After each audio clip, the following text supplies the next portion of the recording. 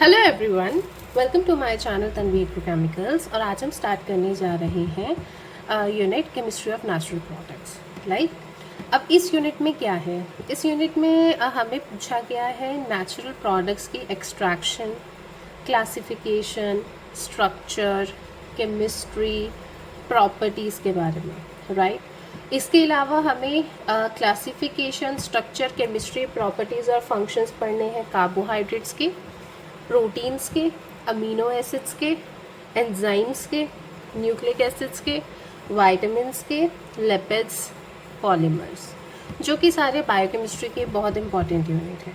इसके बाद है इसमें chemistry of terpenoids, alkaloids, phenolics, plant pigments, steroidal and triterpenoid saponins and sapogenins, plant derived nutraceuticals, chemistry of natural antibiotics, food colorants and their application in human and crop health, biosynthetic pathway of natural product।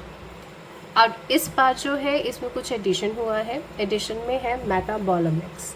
मेटाबॉलोमिक्स की आपको definition, plant और microbial मेटाबॉलोमिक्स क्या होता है, मेटाबोलोम की analysis किससे होती है, bye GCMS, LCMS and NMR spectrometry, then application of metabolomics in different fields। इन सब के बारे में हमें इस यूनिट में सिलेबस में दिया गया है, राइट। तो चलिए सिंपल स्टार्ट करते हैं इस यूनिट का। ओके, तो केमिस्ट्री ऑफ नेचुरल प्रोडक्ट्स के बारे में क्या है? कार्बोहाइड्रेट्स। कार्बोहाइड्रेट्स जो है वो सबसे मोस्ट अबंडेंट मॉलिक्यूल है इस अर्थ में। उसके बाद जितनी भी शुगर्स हैं वो डी शुगर्स होती हैं। बात करें कार्बोहाइड्रेट्स की क्लासिफिकेशन की, तो ये है मोनोसेक्राइड्स। मोनोसेक्राइड्स में क्या कौन कौन से आते हैं? Glucose, fructose, laevulose, galactose. इसके बाद जो सेकंड क्लासिफिकेशन है वो है ओलिगोसेकेराइड की। ओलिगोसेकेराइड में क्या होता है? इसमें एक यूनिट होता है सिर्फ ग्लूकोज, फ्रक्टोज, लेविलोज या गैलेक्टोज का। इसमें 2 से लेकर 10 यूनिट्स होते हैं। अगर इन सारे मॉलिक्यूल्स के हम 2 से 10 यूनिट आपस में बॉन्ड कर दें तो हमें क्या मिलेगा? ओलिगोसेकेराइड्स। ओलिगोसेकेराइड्स के बाद आते हैं डाइसेकेराइड्स।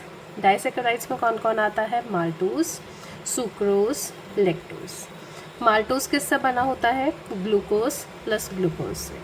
2 ग्लूकोज के मॉलिक्यूल्स जब आपस में लिंक करेंगे, अब इम्पॉर्टेंट चीज़ क्या है पढ़ने वाली कि इनकी लिंकेज कौन सी होती है?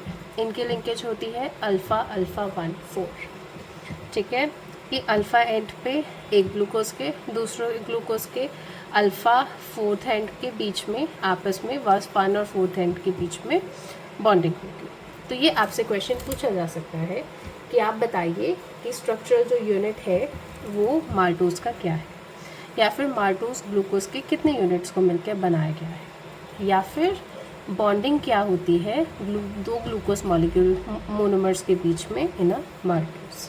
तो ये सभी आपको डाइसेक्राइड से मिलेंगे। नेक्स्ट है सुक्रोज।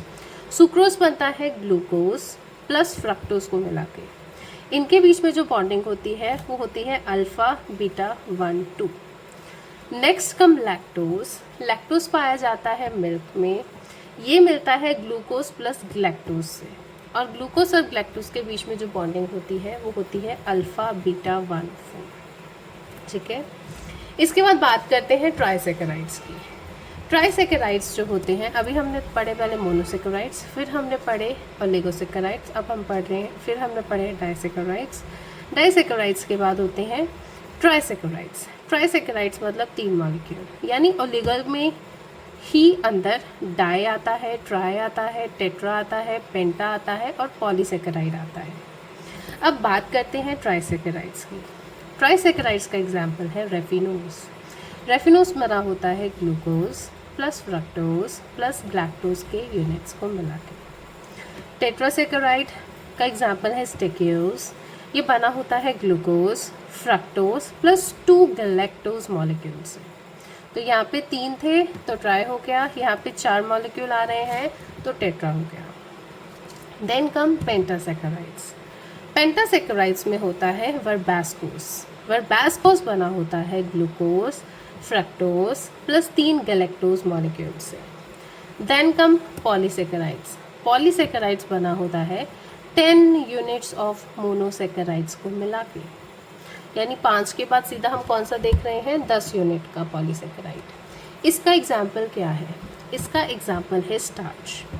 स्टार्च बना होता है अमाइलोस और अमाइलोपैक्टिन से। जो अमाइलोस है उसमें जो बाइंडिंग यूनिट है वो डी ग्लूकोज होते हैं, दैट इज़ अल्फ़ा, जिसमें अब जो लिंकेज है वो अल्फ़ा अल्फ़ा 1,4 है।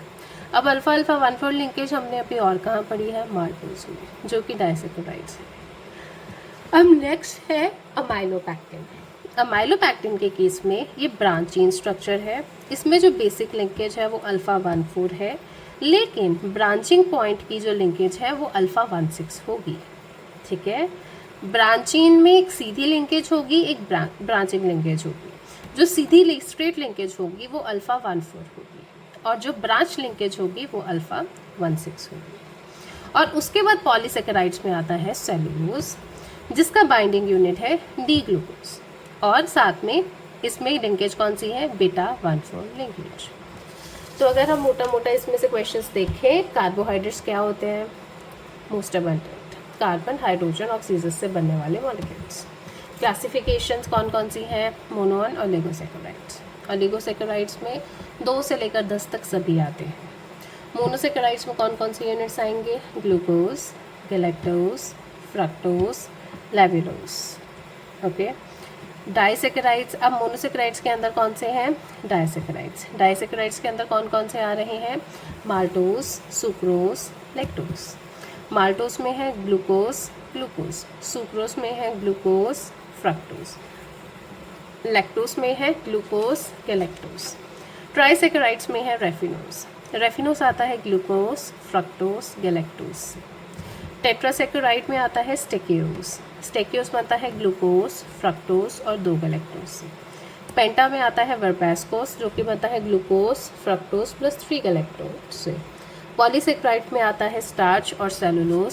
स्टार्च बनता है अमाइलोज और अमाइलोपैक्टिन से। सेलुलोज बनता है डी ग्लूकोज की बाइंडिंग, मतलब डी ग्लूकोज से, और डी ग्लूकोज में 1,4 लिंकेज होती है। अमाइलोज में भी डी ग्लूकोज की 1,4 लिंकेज होती है, स्ट्रेट चेन होता है। अमाइलोपैक्टिन में 2 तरह की लिंकेज होती है, स्ट्रेट चेन अल्फ़ा 1,4 वाली और अल्फ़ा 1,6 वाली, जहाँ पे ब्रांच्ड होगी, राइट। सो आई होप आपको कार्बोहाइड्रेट्स का ये वाला टॉपिक पसंद आया होगा। मिलते हैं नेक्स्ट वीडियो में, थैंक यू।